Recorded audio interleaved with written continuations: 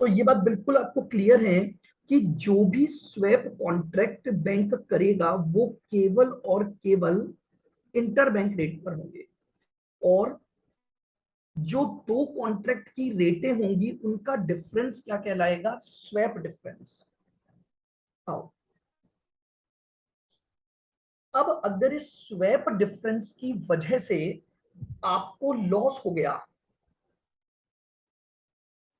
अगर इस swap difference की वजह से आपको लॉस हो गया तो recovered from customer, recovered from customer. Swap में अगर इन कॉन्ट्रैक्ट की वजह से लॉस हुआ तो रिकवर्ड फ्रॉम कस्टमर, और अगर स्वैप गेन हो गया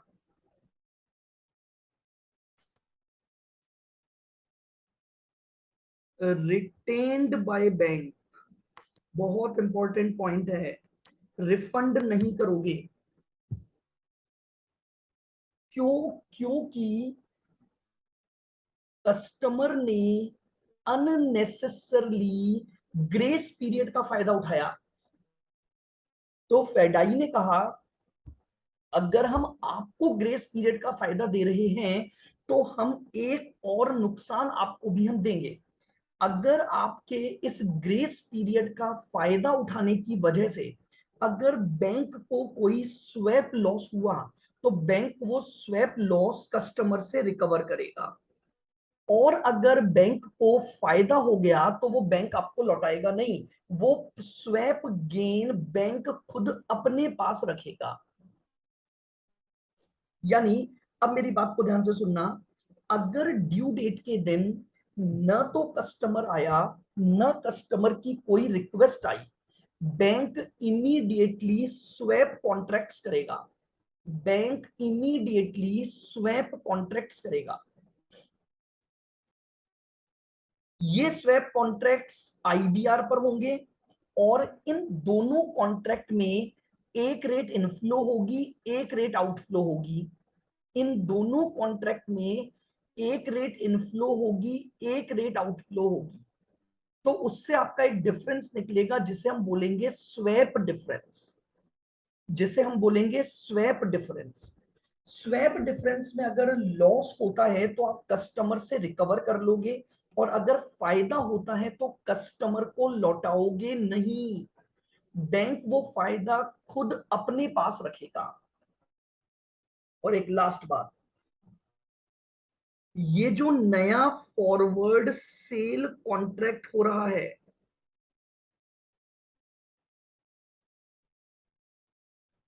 period of this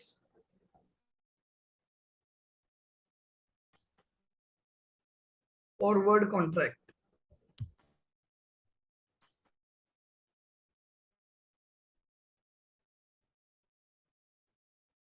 next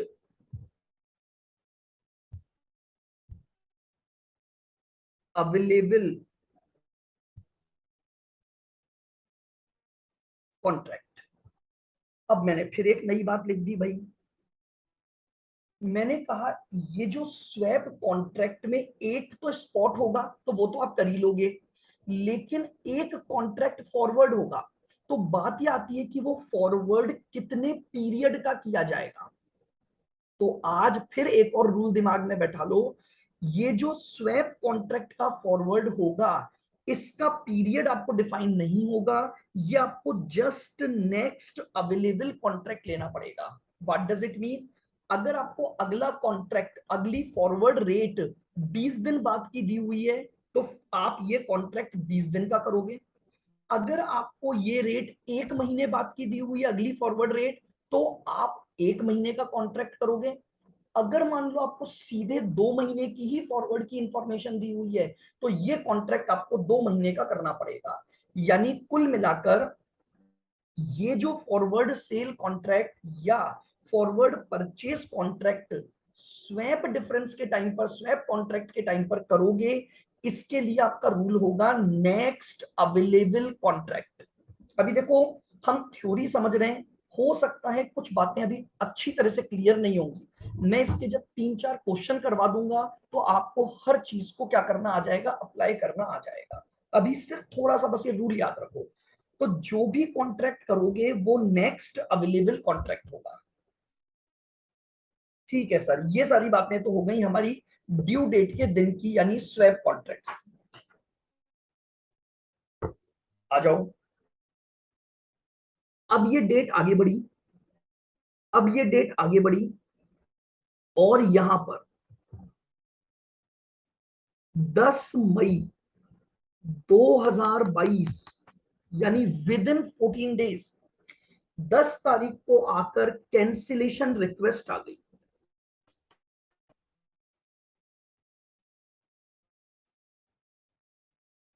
cancellation request, ये लीजिए, आज के दिन अब क्या आ गई आपके पास, कैंसिलेशन रिक्वेस्ट आ गई। तब ये क्वेश्चन बन गया, after due date but within 14 days, क्योंकि आपके पास ये जो कैंसिलेशन रिक्वेस्ट आई ये 10 मई को लेकर आया कस्टमर, तो विद इन 14 डेज आ गया। अब हमारा ट्रीटमेंट क्या होगा, अब हम कैंसिलेशन की तरफ चले जाएंगे।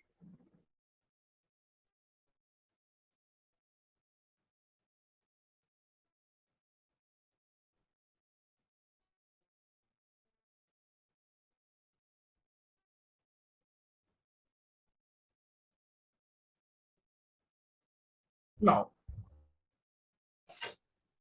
अब मेरी बात को बिल्कुल ध्यान से सुनना। After due date, after due date, जब आप कस्टमर के, सॉरी, जब आप बैंक के पास जा रहे हो 10 मई के दिन, तो सारी कैलकुलेशन ये मानकर की जाएगी कि अगर ये ड्यू डेट होती तो क्या होता है, after due date, but due date पर जो कॉन्सिक्वेंसेस थे वो आपने कैलकुलेट कर लिए।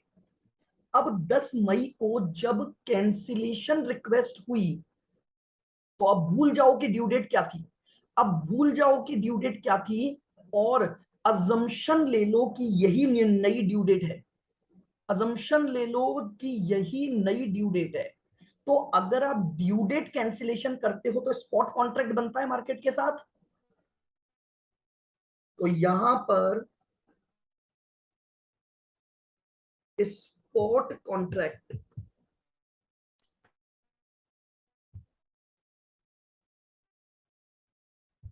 विथ मार्केट,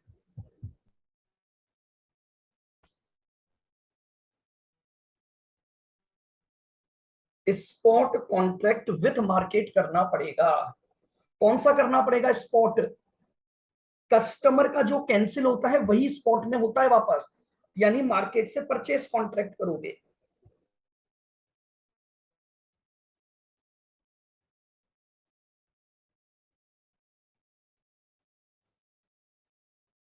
स्पॉट कॉन्ट्रैक्ट कर लोगे परचेस का।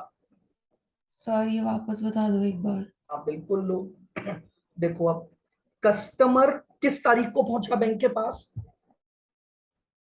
10 10 को। मई को। मैं बोल रहा हूं अज्यूम कर लो यही ड्यू डेट होती, अगर अज्यूम कर लो यही ड्यू डेट होती, ड्यू डेट अज्यूम करो, इसे ड्यू डेट अज्यूम करो, वापस सुनना। जिस दिन बैंक के पास कस्टमर गया, गया तो आफ्टर ड्यू डेट है, लेकिन अब मैं बोल रहा हूं अज्यूम कर लो अगर ये ड्यू डेट होती और वो ड्यू डेट कैंसिलेशन करवा रहा है। भाई अगर ड्यू डेट मान लूंगा तो ये ड्यू डेट कैंसिलेशन बन गया कि नहीं बन गया। Yes sir. अब बताओ ड्यू डेट कैंसिलेशन पर क्या करते थे आप। सर स्पॉट कॉन्ट्रैक्ट करते थे ताकि सेटल हो जाए वो। यही करते थे ना, यस सर। यही मैंने लिखा है, देख लो। अगर अब मैं ये मान लूंगा कि यही मेरी ड्यू डेट बन गई और अब ड्यू डेट कैंसिलेशन की रिक्वेस्ट आ गई, तो आज स्पॉट कॉन्ट्रैक्ट विथ मार्केट कर लो।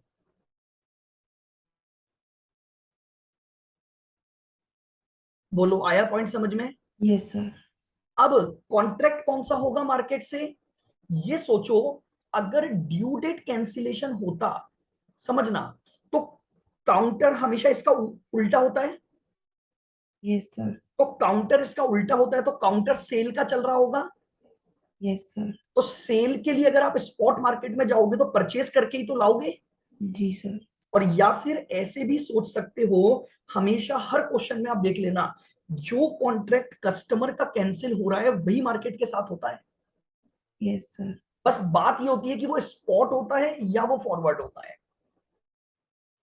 चलिए, अगर स्पॉट कॉन्ट्रैक्ट विथ मार्केट करोगे,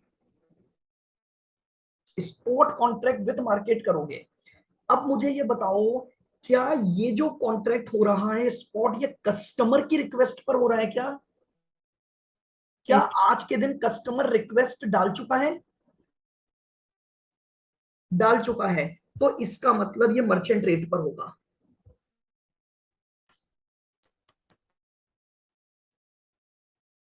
इसीलिए थोड़ा सा ये टेढ़ा टॉपिक पड़ता है, बहुत सारी कैलकुलेशन आ गई इसमें, बट दो तीन प्रैक्टिकल से सब समझ में आ जाएगा। तो ये किस पर होगा? मर्चेंट रेट पर होगा। और इसी रेट को मैं बोलूंगा कैंसिलेशन रेट। ये जो मर्चेंट रेट मैंने निकाली, इसी रेट को मैं क्या बोलूंगा?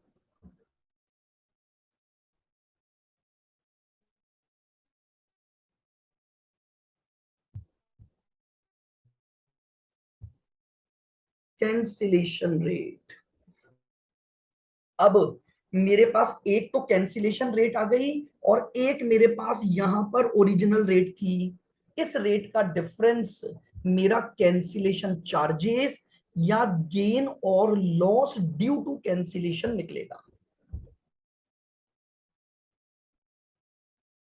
अब मेरे पास एक तो आ गई कैंसिलेशन रेट, एक मेरे पास थी ओरिजिनल रेट। इन दोनों का जो डिफरेंस है वही मेरा क्या निकलेगा? गेन और लॉस ड्यू टू कैंसिलेशन निकलेगा। तो देखो, एक तो निकला स्वैप डिफरेंस, एक निकलेगा कैंसिलेशन, और कैंसिलेशन का रूल वही है, अगर नुकसान हुआ तो कस्टमर से रिकवर करोगे, और अगर फायदा हुआ तो कस्टमर को लौटा दोगे। नुकसान हुआ तो कस्टमर से रिकवर करोगे, फायदा हुआ तो कस्टमर को लौटा दोगे। बोलो क्लियर बिल्कुल? देखो मैं फिर बोल रहा हूं, हो सकता है अभी 30% समझ आया हो। रूल याद रखो थोड़ा, मैं आपको इसके काफी प्रैक्टिकल करवा दूंगा एग्जाम्पल बना के। हर एक पॉइंट हम क्लियर करके ही आगे बढ़ेंगे, क्योंकि सबसे इंपॉर्टेंट क्वेश्चन ऑफलाइन एग्जाम में ये बनता है। बड़ा क्वेश्चन बनता है 10 से 12 नंबर का। आओ, अभी यही खत्म नहीं हुआ, अभी कुछ और भी बातें बाकी हैं। अब आओ, इधर आ जाओ। अच्छा मुझे एक बात बताओ, यहां जो काम हुआ ड्यू डेट पर, ये कस्टमर के न आने की वजह से, समझना, कस्टमर को, अगर मैं सही बात करूं तो कस्टमर को ड्यू डेट पर आ जाना चाहिए था। कस्टमर के ड्यू डेट पर न आने के कारण, कस्टमर के ड्यू डेट पर न आने के कारण, क्योंकि कस्टमर यहां आया, कस्टमर तो ड्यू डेट के बाद आया, तो बैंक, ध्यान से देखना बिल्कुल, यहां से लेकर यहां तक का इंटरेस्ट ऑन डिले चार्ज करेगा। इंटरेस्ट कैलकुलेशन भी आ गई। अब आप डिले हो गए, आप जानते हो, आप बचपन से एक चीज पढ़ते आए हो, डेटर्स पेबल हो, कुछ भी हो, बिल्स ऑफ एक्सचेंज आप पढ़ते आए हो। अगर आप ड्यू डेट के आगे जाकर कुछ करते हो, तो उसकी वजह से आपको ड्यू डेट से लेकर और एक्चुअल जो सेटलमेंट की डेट होती है वहां तक का एक इंटरेस्ट पे करना पड़ता है। इंटरेस्ट की कैलकुलेशन आती है, तो इस पीरियड का इंटरेस्ट भी निकलेगा।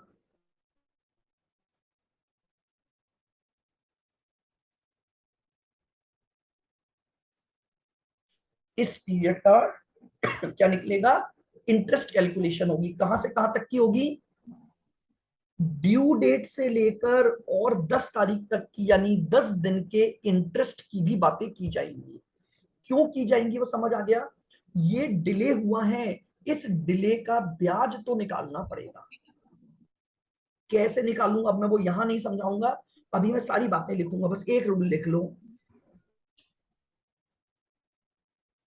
Interest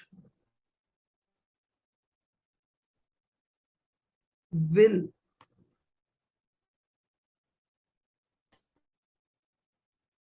always on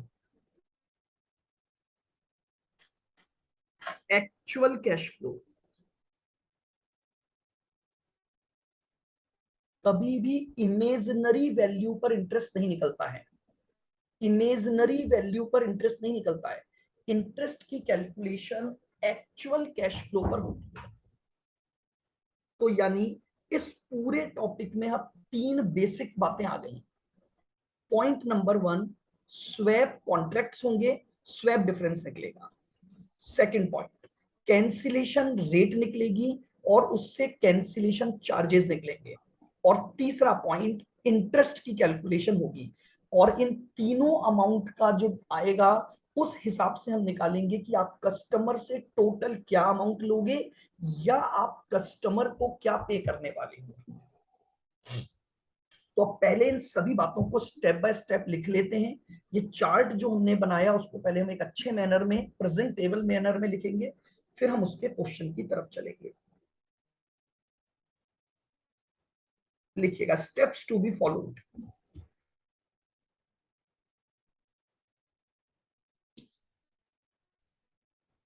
steps to B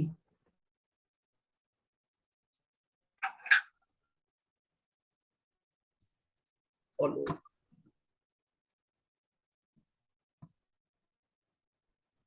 steps to be followed.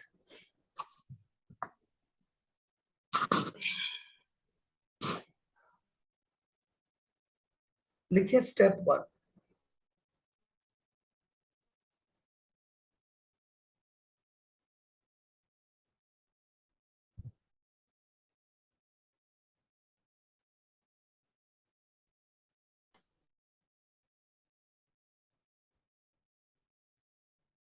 Identify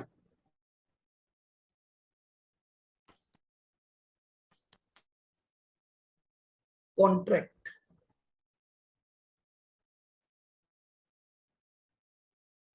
two be entered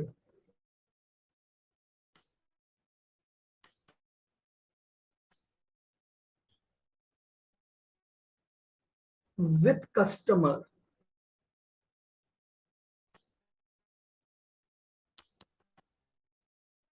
and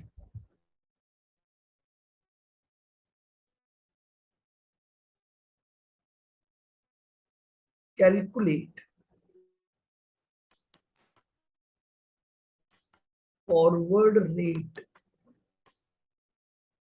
and calculate forward rate for such contract।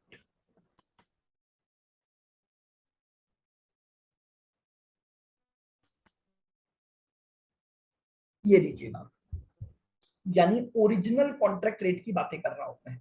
सबसे पहले आइडेंटिफाई कर लेना कि कस्टमर के साथ क्या कॉन्ट्रैक्ट होगा और उसके अकॉर्डिंग उस कॉन्ट्रैक्ट की फॉरवर्ड रेट निकाल लेना। ठीक है, जिस रेट को हम कहते हैं ओरिजिनल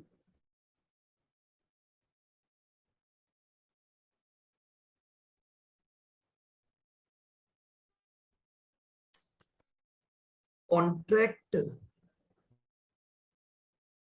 ये लीजिए रेट, इसे हम क्या बोलते हैं, ओरिजिनल कॉन्ट्रैक्ट रेट बोलते हैं।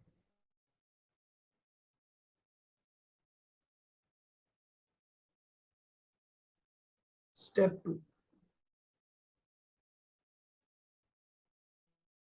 सर ये तो वो रेट है ना जिस दिन हम एंटर करते हैं फर्स्ट टाइम कॉन्ट्रैक्ट बिल्कुल पे। ओरिजिनल रेट वही होती है ना। और कस्टमर के साथ तो ओरिजिनल एक ही कॉन्ट्रैक्ट होता है जब ट्रांजैक्शन में एंटर करता है वो।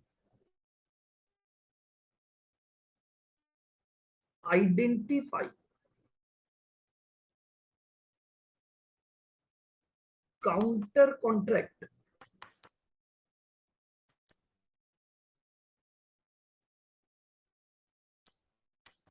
विथ मार्केट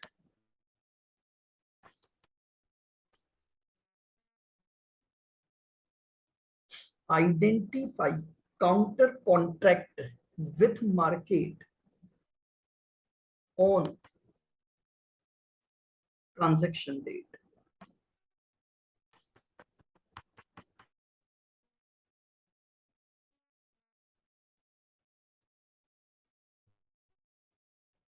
इमीडिएटली उसी ट्रांजैक्शन की डेट पर क्या करना पड़ेगा, आपको मार्केट के साथ काउंटर कॉन्ट्रैक्ट करना पड़ेगा। इमीडिएटली मार्केट के साथ काउंटर कॉन्ट्रैक्ट करना पड़ेगा।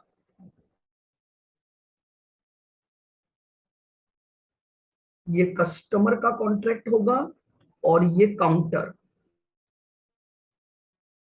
जो काउंटर हमेशा किसके साथ होगा, मार्केट के साथ।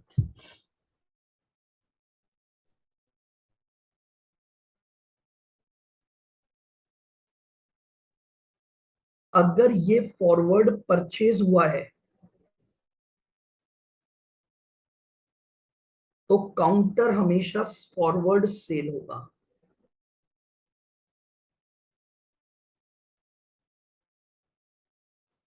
यानी कस्टमर का कॉन्ट्रैक्ट ढूंढोगे तो काउंटर इजीली मिल जाएगा। और अगर ये आपका फॉरवर्ड सेल का कॉन्ट्रैक्ट होगा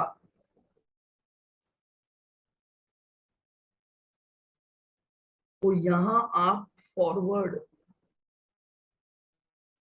परचेज बुक कर लोगे। ये लीजिएगा, ये आपके पास सेकंड हो गया। इमीडिएटली जैसे ही बैंक ने कस्टमर के साथ कॉन्ट्रैक्ट बुक किया, वो इमीडिएटली मार्केट के साथ काउंटर कॉन्ट्रैक्ट बना लेगा।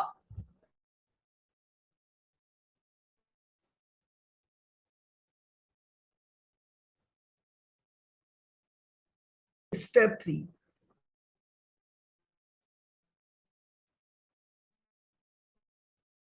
On due date,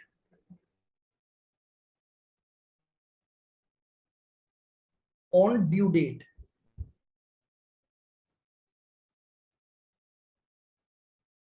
bank has to enter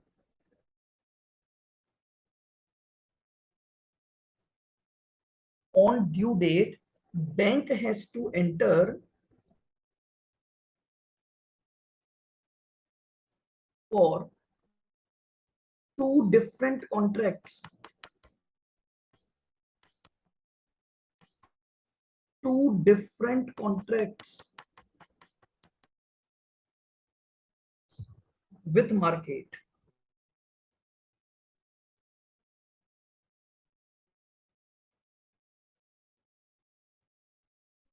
On due date, bank has to enter for two different contracts with market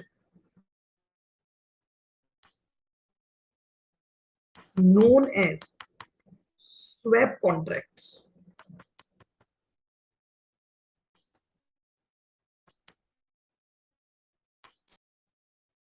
Known as swap contracts.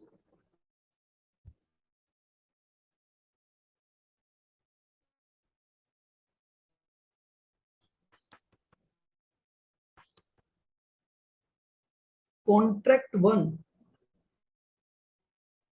Spot contract होगा।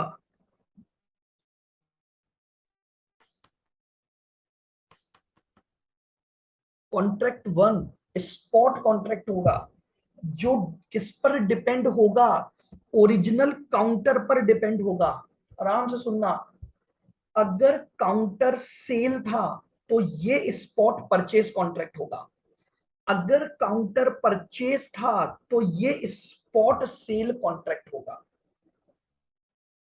तो दो contract bank market के साथ करेगा उसी दिन मतलब ड्यू डेट के दिन, जिनमें से पहला कॉन्ट्रैक्ट तो स्पॉट कॉन्ट्रैक्ट बनेगा।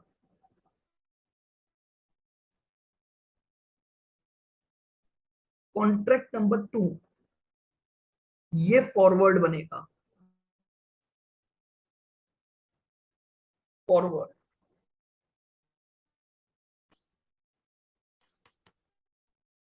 और ये फॉरवर्ड काउंटर कॉन्ट्रैक्ट के रूप में अज्यूम होगा।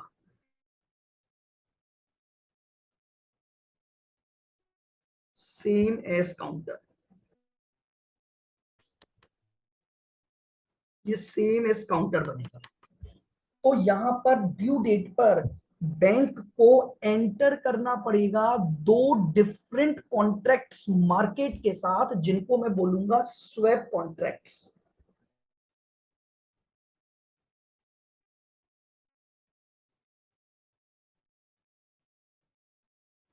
Step 4,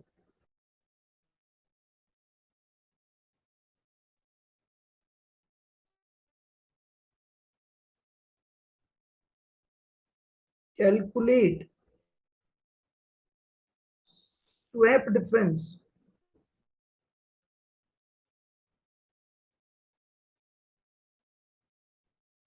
calculate swap difference. अच्छा, एक चीज और रह गई, ये जो स्वैप कॉन्ट्रैक्ट्स होंगे ये आईबीआर पर होंगे, तो यहीं लिख लो रेट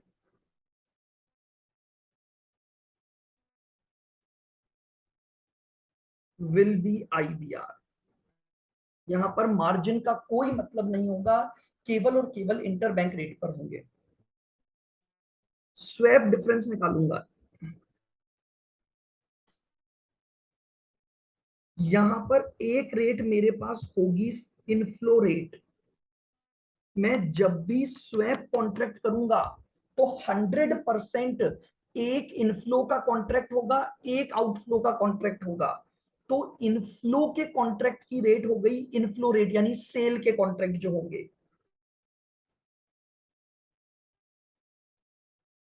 और एक हो जाएगी आउटफ्लो रेट, ये लीजिए।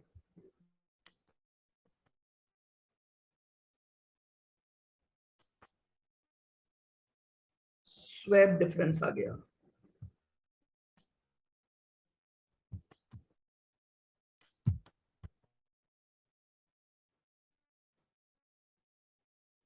इनवॉइस,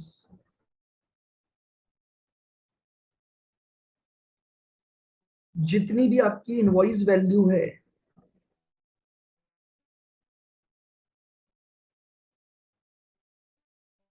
टोटल स्वैप डिफरेंस,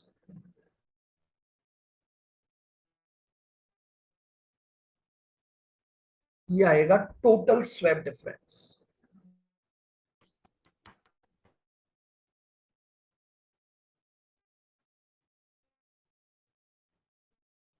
अगर ये swap difference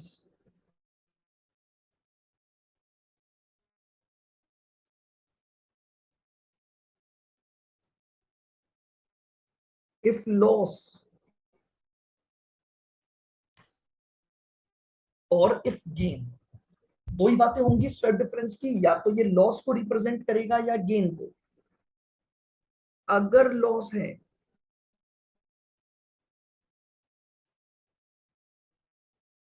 recovered from customer, मैं इसे कस्टमर से रिकवर करूंगा।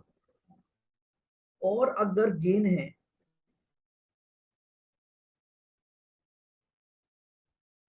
तो रिटेन्ड बाय बैंक, कस्टमर को लौटाया नहीं जाएगा। ये लीजिए, this is your step number 4, जहां पर आप स्वैप डिफरेंस निकालोगे और उसका ट्रीटमेंट करोगे कि लॉस है तो रिकवर्ड फ्रॉम कस्टमर, और अगर गेन है तो retained by bank.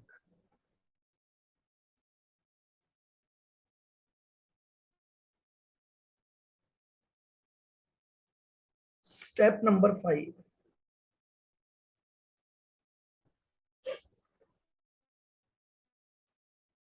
On date of cancellation request,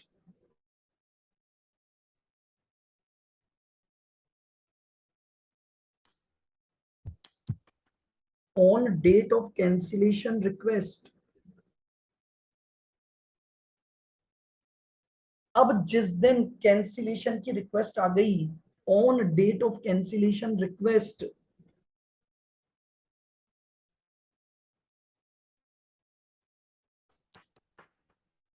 assume as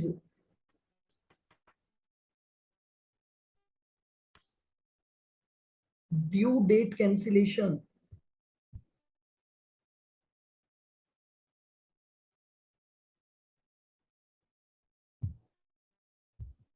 on date of cancellation request, assume as due date cancellation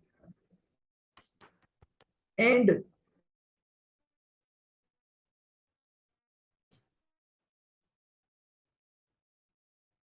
enter into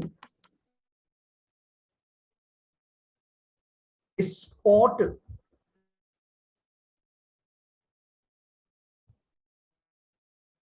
contract with market.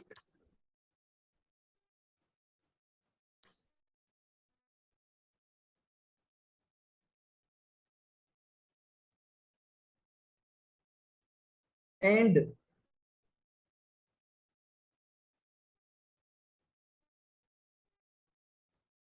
identify cancellation rate.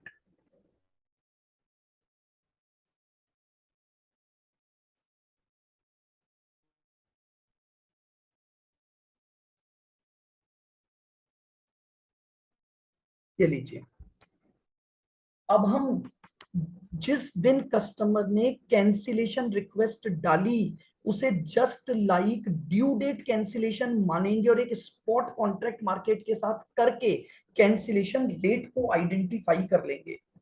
Full stop करके लिखो, this rate must be merchant rate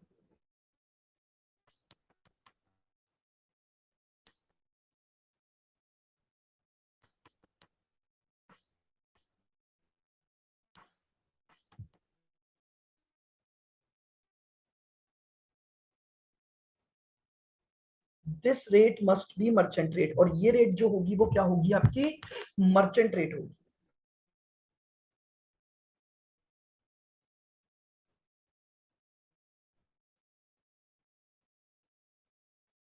step number 6,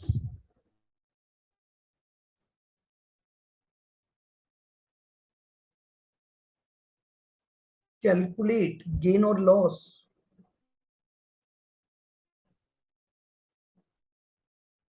calculate gain और loss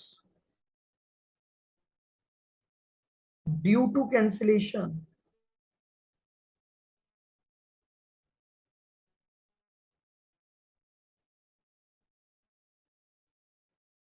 calculate gain और loss due to cancellation, जिसी को हम बोलते हैं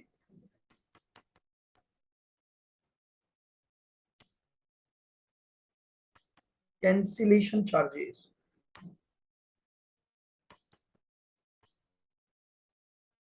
जिसको हम बोलेंगे कैंसिलेशन चार्जेस।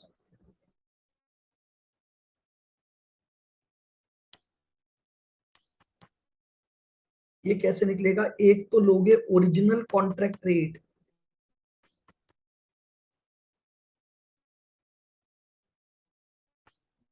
जो भी आपकी ओरिजिनल कॉन्ट्रैक्ट रेट आपने निकाली थी, और एक लेंगे कैंसिलेशन रेट।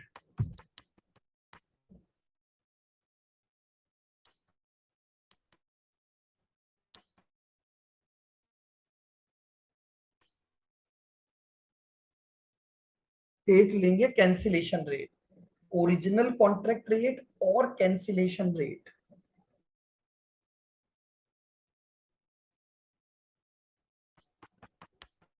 इससे मेरे पास गेन या लॉस आएगा।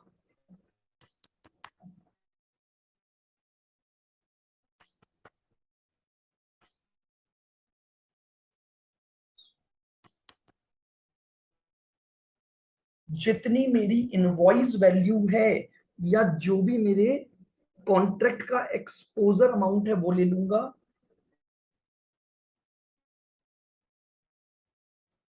तो मेरे पास टोटल गेन या लॉस आ जाएगा।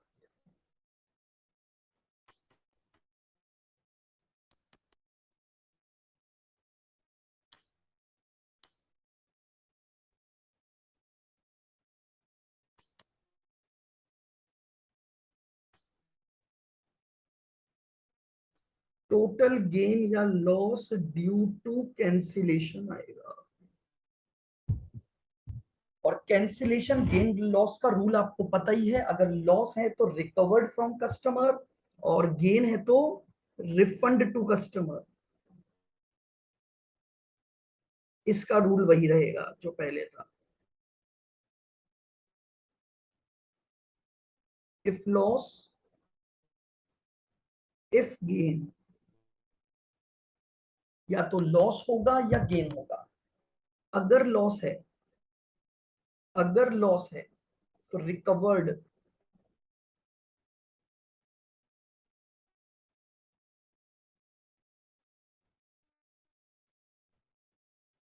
From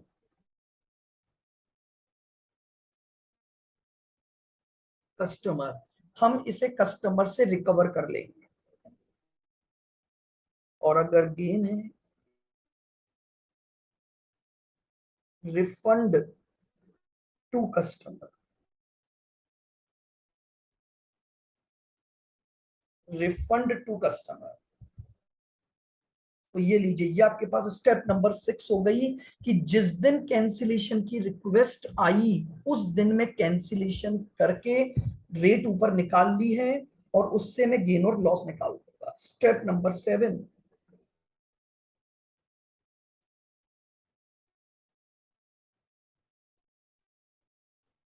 step number 7,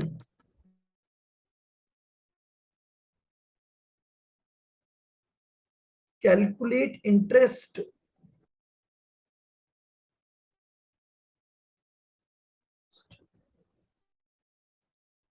for the period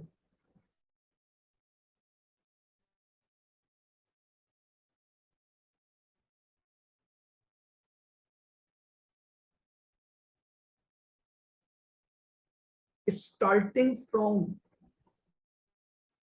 due date,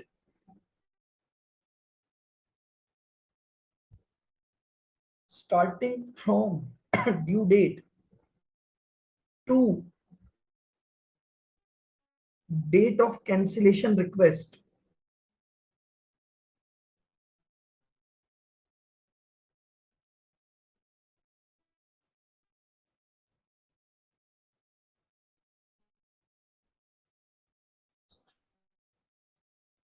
अब हम पीरियड का इंटरेस्ट निकालेंगे जो पीरियड स्टार्ट करेंगे ड्यू डेट से और कहां तक रन होगा जिस दिन कैंसिलेशन की रिक्वेस्ट आई है, उस पीरियड का हम इंटरेस्ट कैलकुलेट कर लेंगे।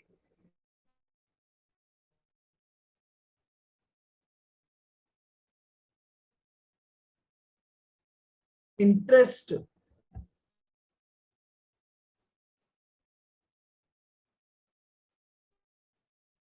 will always be calculated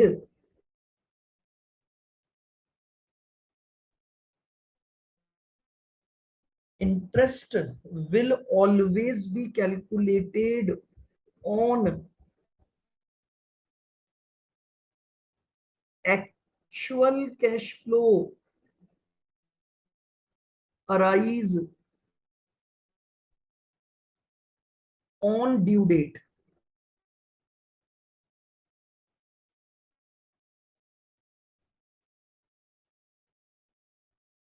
of contract। हमेशा ध्यान रखना, दो बातें याद रख लेना इंटरेस्ट के लिए। एक तो पहली बात, इंटरेस्ट जो है वो केवल ड्यू डेट के कैश फ्लो पर निकलेगा, ड्यू डेट के कैश फ्लो पर निकलेगा। इसका पीरियड भले ही आगे का होता है बट कैलकुलेशन फर्स्ट डे कर लूंगा मैं। जिस दिन कॉन्ट्रैक्ट की ड्यू डेट थी वहीं से इंटरेस्ट लगना चालू हो जाएगा, और वो इंटरेस्ट तब तक लगेगा जब तक कि कस्टमर एक्चुअली आकर कैंसिलेशन रिक्वेस्ट नहीं डाल देता है। तो पीरियड समझ आ गया, from due date, from due date to the date of cancellation request, ये तो पीरियड बनेगा, ये तो पीरियड बनेगा। और उस ड्यू डेट पर कैश फ्लो ढूंढूंगा, उस ड्यू डेट पर कैश फ्लो ढूंढूंगा, केवल ड्यू डेट पर ढूंढना, और उस कैश फ्लो के अकॉर्डिंग इंटरेस्ट की कैलकुलेशन होगी।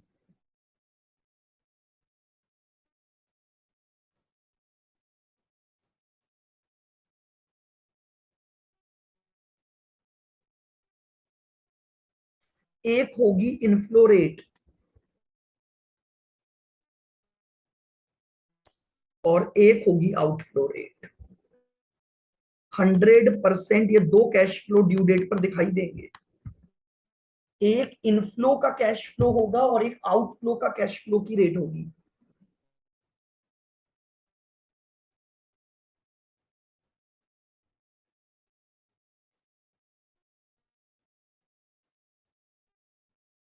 ये आप रेट का डिफरेंस निकाल लोगे, ये आप रेट का डिफरेंस कैलकुलेट कर लोगे।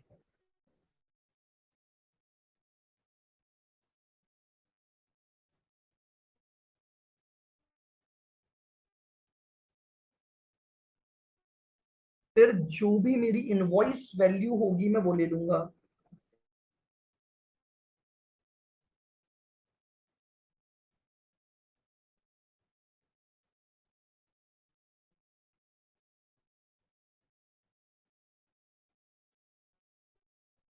ये मेरे पास टोटल डिफरेंस आ जाएगा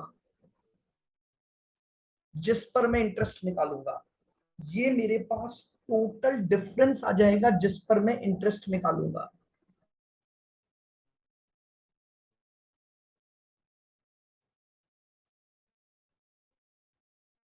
interest is equal to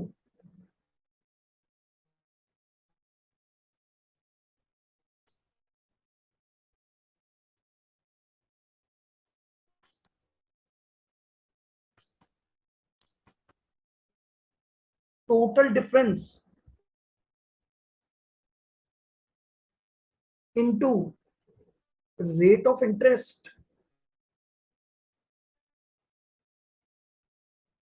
into rate of interest divide by 100 into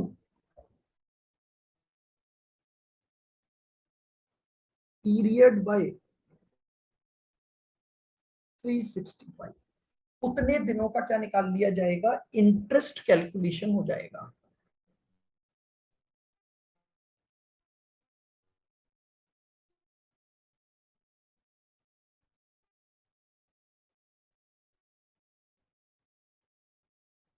if total difference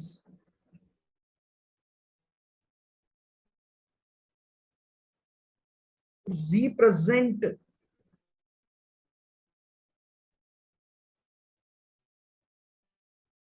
if total difference represent outflow, अगर ये आउटफ्लो को रिप्रेजेंट कर रहा है, यानी आपने जब ये डिफरेंस निकाला था तो आउटफ्लो की रेट ज्यादा थी, इनफ्लो की रेट कम थी। तो अगर ये टोटल डिफरेंस आउटफ्लो को रिप्रेजेंट कर रहा है तो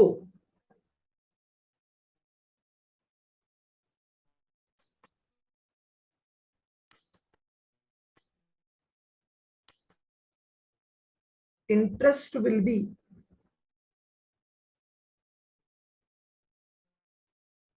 recovered from customer।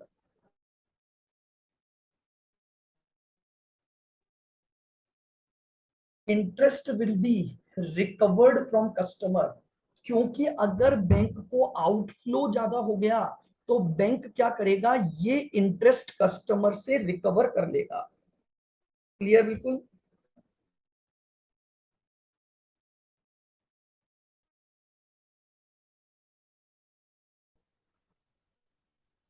हाँ जी। If total difference represent outflow, यानी अगर ये डिफरेंस आउटफ्लो को रिप्रेजेंट करता है तो वो इंटरेस्ट जो आप निकालोगे वो रिकवर्ड फ्रॉम द कस्टमर है। इफ टोटल डिफरेंस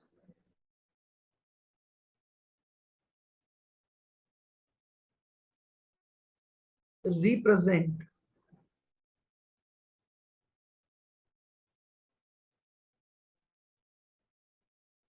इनफ्लो, अगर ये टोटल डिफरेंस इनफ्लो को रिप्रेजेंट कर रहा है,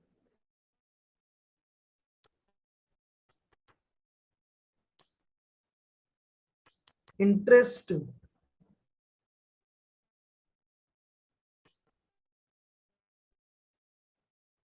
will be paid to customer, क्योंकि ये इंटरेस्ट कस्टमर की वजह से हुआ तो इंटरेस्ट कस्टमर को देना पड़ेगा।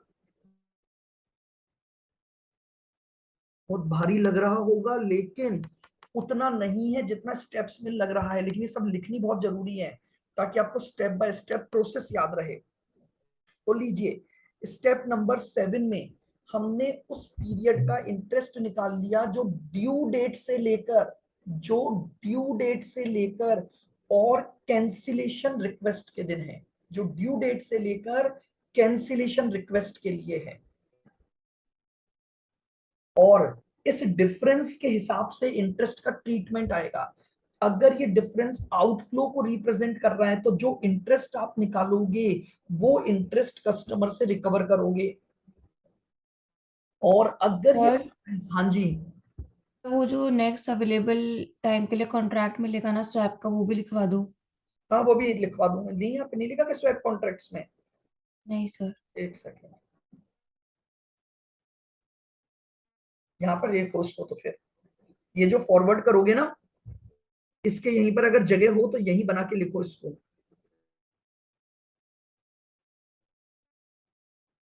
This contract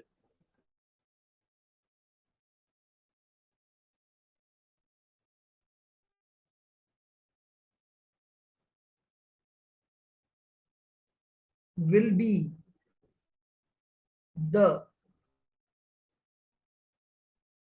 next available contract।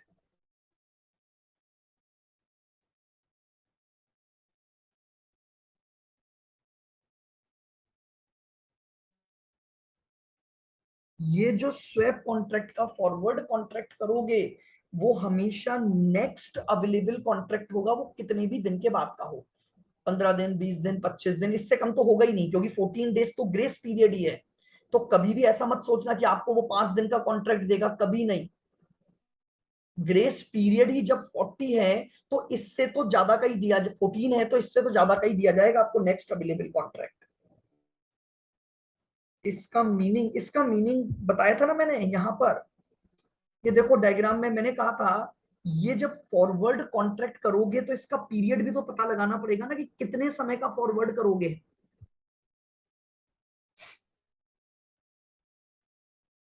तो मैंने ये कहा क्वेश्चन के डेटा में जाओगे, अगर क्वेश्चन में 20 दिन आगे का कॉन्ट्रैक्ट की डेटा दी हुई है फॉरवर्ड की, तो 20 दिन का कर लोगे। जस्ट अगला कॉन्ट्रैक्ट, ड्यू डेट के जस्ट अगली डेट देखोगे क्वेश्चन में कौन सी दी हुई है।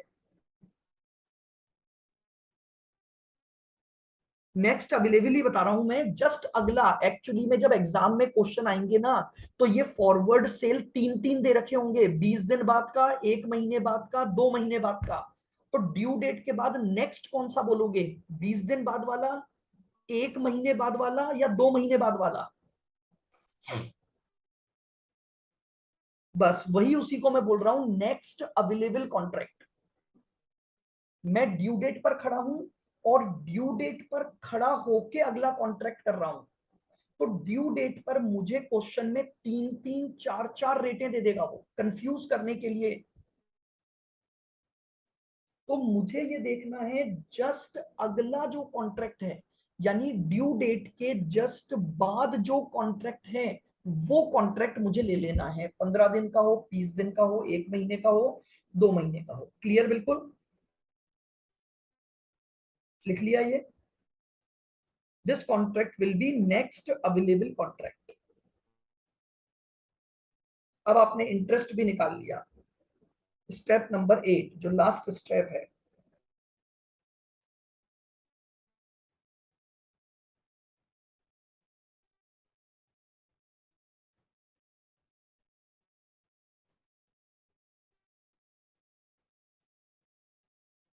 कैलकुलेट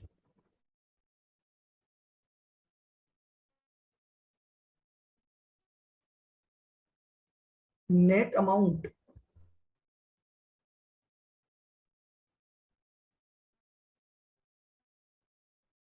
रिकवर्ड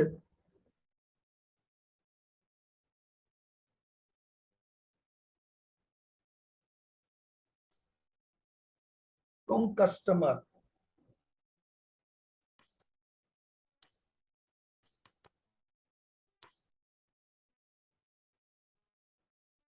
या पेबल टू कस्टमर।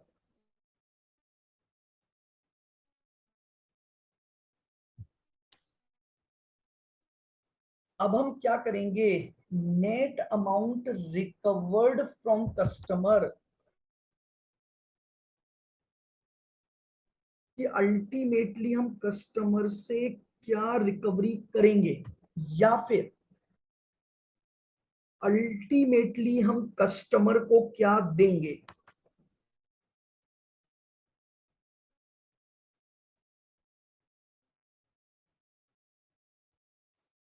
अच्छा अच्छा, मैंने वो नहीं लिखा क्या, एक मिनट, अच्छा मैं अभी तक ड्यू डेट पर ही हूँ क्या, कैंसिलेशन नहीं निकाला मैंने, लिख तो दिया होगा, लिख दिया ना, क्या हो गया, ये स्टेप तो ऑलरेडी ले ली ना मैंने।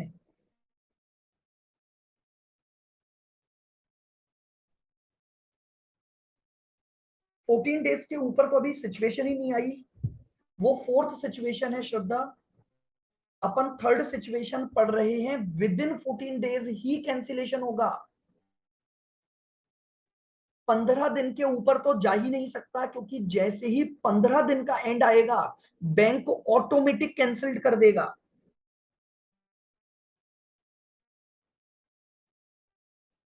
अगर 14 डेज के ऊपर का हुआ नेक्स्ट कॉन्ट्रैक्ट, उसे फिर उसी दिन कैंसिल हुआ, उससे मुझे कोई मतलब नहीं है कि बैंक न्यू फॉरवर्ड कितना करता है। मुझे एक बात बताओ, बैंक तो भले ही 6 महीने का कर ले, कस्टमर तो उसी दिन तक के लिए लायबल होगा ना जिस दिन वो कैंसिल कर रहा है, उसके आगे की गलती बैंक की होगी, कस्टमर की नहीं होगी कभी भी।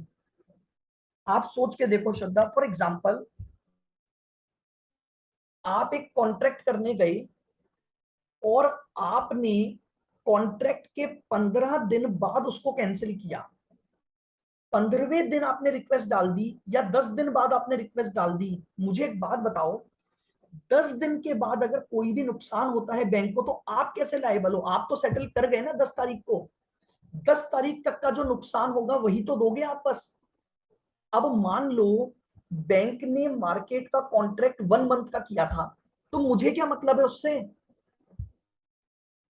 भैया मैं तो 10वें दिन आ गया ना, तुम 10वें दिन कर लो अपने उसको सेटल, तुम जानो मार्केट जाने। कस्टमर कभी भी ऐसे अमाउंट के लिए लायबल नहीं हो सकता जब वो कैंसिल करवा चुका है उसके बाद। बैंक कस्टमर बोल रहा है तुम मार्केट के साथ 10 दिन का करते ना, 15 दिन का करते, मैं क्यों करूं। हमेशा ध्यान रखो, जिस दिन कस्टमर आ गया उसके बाद के किसी भी अमाउंट के लिए कस्टमर लायबल नहीं है, चाहे बैंक ने कुछ भी कर रखा हो। हमारे क्वेश्चन वहीं तक चलेंगे जब तक कस्टमर आएगा। क्लियर, आ जाओ। तो अब हम निकालेंगे net amount recovered from customer और पेबल, यहां क्या क्या लेंगे।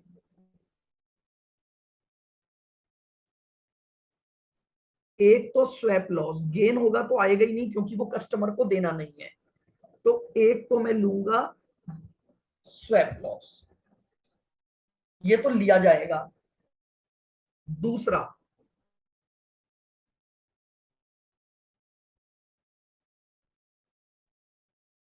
Gain oblique loss due to cancellation,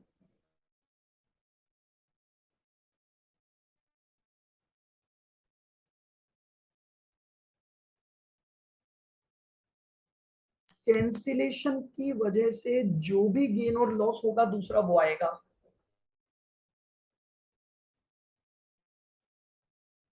और तीसरा इंटरेस्ट,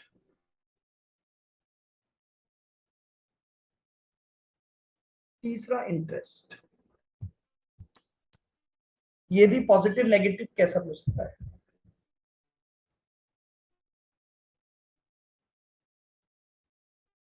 ये नेट अमाउंट निकालोगे।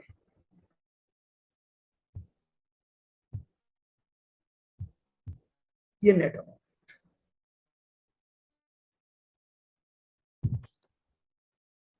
लास्ट स्टेप में सारी चीजों को समराइज कर दिया जाएगा। स्वैप लॉस है, रिकवर होगा, लॉस है प्लस होगा, गेन है नेगेटिव चला जाएगा। इंटरेस्ट अगर रिकवर करोगे तो प्लस होगा, इंटरेस्ट अगर आपको देना है तो लेस हो जाएगा। और अल्टीमेटली मैं ये निकाल लूंगा कि नेट अमाउंट क्या बनता है। अल्टीमेटली मैं ये निकाल लूंगा कि मेरा जो नेट अमाउंट है वो क्या बनता है, कि मैं कितना नेट अमाउंट कस्टमर से रिकवर करूंगा या मैं कितना अमाउंट कस्टमर को पे करूंगा।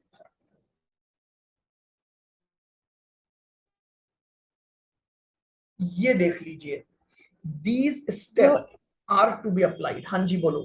सर जो इंटरेस्ट कैलकुलेशन के लिए कैश फ्लो निकलेगा, हाँ वो बस जो कॉन्ट्रैक्ट्स में स्वैप उसका डिफरेंस का निकलेगा कैश फ्लो। हाँ, जो ड्यू डेट के कॉन्ट्रैक्ट हैं जिन पर की वजह से आज ड्यू डेट पर कैश फ्लो हुआ है। Okay sir. एक बार देख लीजिए, कोई भी पॉइंट आपको पूछना हो तो वापस देख लो। हालांकि देखो, जब हम प्रैक्टिकल करेंगे तो ये चीजें तब क्लियर होंगी, और वो भी एक से नहीं, कम से कम जब हम 5-6 प्रैक्टिकल क्वेश्चन इसके करेंगे, बार बार इन स्टेप्स को अप्लाई करेंगे, तो ये जो प्रोसेस है, थॉट प्रोसेस बैठना चाहिए। एक्चुअली में क्या है, ये स्टेप्स तो देखने में बहुत बड़ी लगती हैं, लेकिन अगर आपके माइंड में थॉट प्रोसेस चलता रहेगा तो कहीं भी थॉट प्रोसेस के से गलती नहीं होगी। क्लियर बिल्कुल। तो आपको बेसिकली ये प्रोसेस समझना है कि कैसे एक आफ्टर ड्यू डेट कैंसिलेशन को आप डील करोगे।